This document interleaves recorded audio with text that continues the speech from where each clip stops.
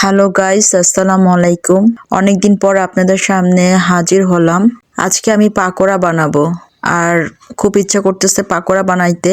আর আমার পাকোড়া বানানোর রেসিপিটা আপনাদের সামনে তুলে ধরছি।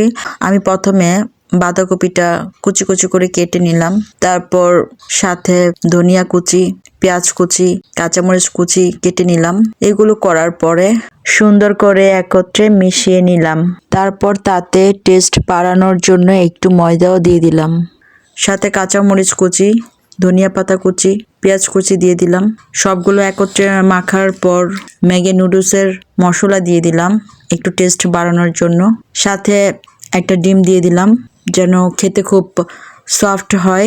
তারপর একত্রে সবগুলো ভালো করে মেখে নিয়ে কিছুক্ষণের জন্য রেখে দিলাম। কিছুক্ষণ রাখার পর ফ্রাই প্যানে পরিমাণ মতো তেল দিয়ে দিব। তারপর একের পর এক পাকোড়াগুলো দিয়ে দিব। তারপর যতক্ষণ মচমচে করকরা ভাজা না হবে ততক্ষণ পর্যন্ত আলতোভাবে নাড়াচাড়া করে ভেজে নিব। যদিও অসুস্থ থাকার কারণে পাকোড়াগুলো আমি ভাজতে পারছি না, আমার হাজব্যান্ড ভেজে নিচ্ছে।